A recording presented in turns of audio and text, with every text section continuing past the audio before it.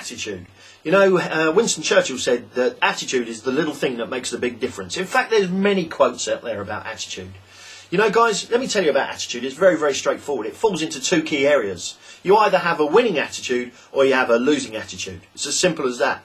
A winning attitude will allow you to take on the tasks that you have to achieve in your life with far more energy, enthusiasm and effort. And as a result of that intensity, you're more likely to succeed at whatever it is that you choose to do. If you have a losing attitude, what tends to happen there is you'll find ways of avoiding doing what you want to do. You'll find ways why it won't work. You'll find problems all along the way. And as a consequence, your behaviour towards your attitude, towards whatever task you have to achieve, is more likely to be slovenly. Well, slovenly behaviour will lead us to negative results. What we need is a positive behaviour in everything that we do. Now, we've got to understand, what is it that shapes our attitude? Okay, well, our attitude is a result of our past experiences, our future perceptions, and other people's experiences. And those three areas combined create an attitude. It's as simple as that. Let's think about it. Past experience. If a past experience has told you that something you're about to do will be dull and boring, then guess what happens to your attitude next time you have to go and do it? Quite straightforward. Yeah, you're absolutely right. It becomes dull and boring, doesn't it? Okay, whereas if past experiences have said, hey, what you're about to go and do is going to be great fun. You're going to love doing it. It's going to be absolutely amazing. You're more likely to go and do it with energy and effort, aren't you, and enthusiasm. And as a consequence, those positive emotions and behaviours that you're displaying will get you the result that you need. Let me share with you a very, very simple story about attitude. A story about a guy called Dr. William Penfold. Now, Dr. William Penfold studied the phenomena of twins. Now, you may have heard about the phenomena of twins. It's very, very straightforward. Effectively, there's a belief out there that if one twin hurts himself in one country, then the other twin, wherever they might be, can feel the sensation of that pain and that experience that the first twin is going through. Penfold was fascinated about the phenomena of twins and decided to interview as many as he could just to see if this belief was true. So Penfold came across a set of twins in London and set about interviewing them, studying the phenomena of twins. And the first twin he went to see was really down on his luck, to be fair. He lived in a very, very rough part of London. He couldn't keep a job down. He'd been married 3 or 4 times. He had a number of children from different relationships. In fact, to be perfectly honest, he was struggling. Penfold knocked to the door. The guy opened the door, a little bit dishevelled, holes in his clothes, tatty environment, takeaway boxes all over the place. This is a guy that was really down on his luck. So Penfold did the phenomena about twins, studied the process of the twins, and at the end of it he turned around and he said, can I just ask you, he said, how did you end up like this?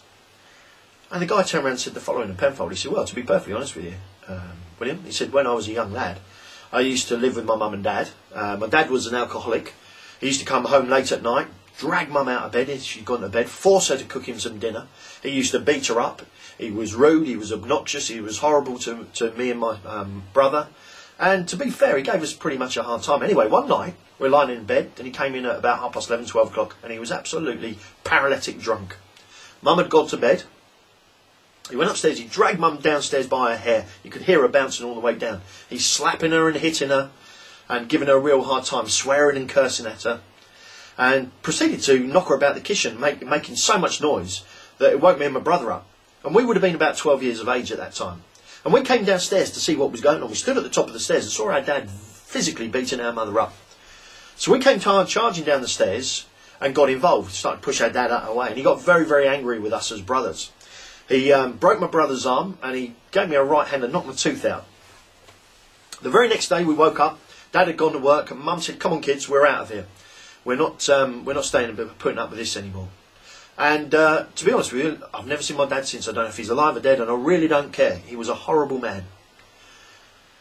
He said, based on my upbringing, how else did you expect me to turn out?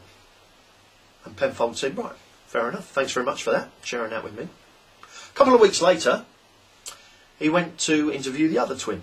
Now, the other twin lived in a particular part of town in London. He had all the trappings of success. He was a wealthy lawyer. He'd married his business partner.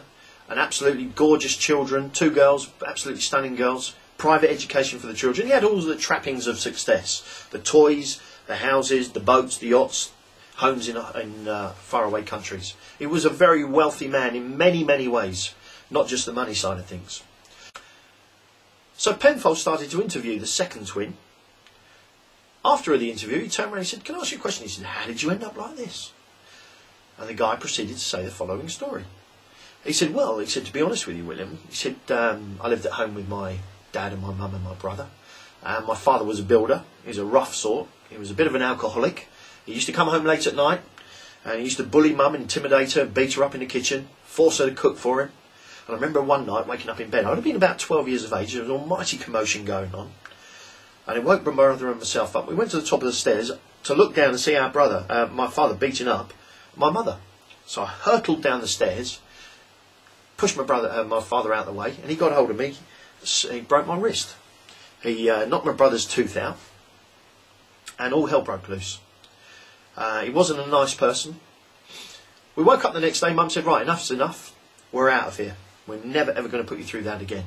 And to this day, I've not seen my dad. I don't know if he's alive or dead, and I don't really care. He was an obnoxious, horrible man. And he said, "Based on my upbringing, how else did you expect me to turn out?" Okay, guys, so what can we see is going on here? The two stories were exactly the same, weren't they? And if you look at our table over here, you can see, can't you, that the beliefs and the conditioning that these two had are exactly the same. The major difference took place at the attitude stage. One of the twins said, "Hey, my life was like that in the past. It doesn't have to be like that in the future. In fact, I will shape my life exactly as I want it." In fact, that particular twin adopted what we know to be a winning attitude. The second twin adopted a woe is me philosophy and said, "Hey, based on my upbringing, how else did you expect me to turn out?"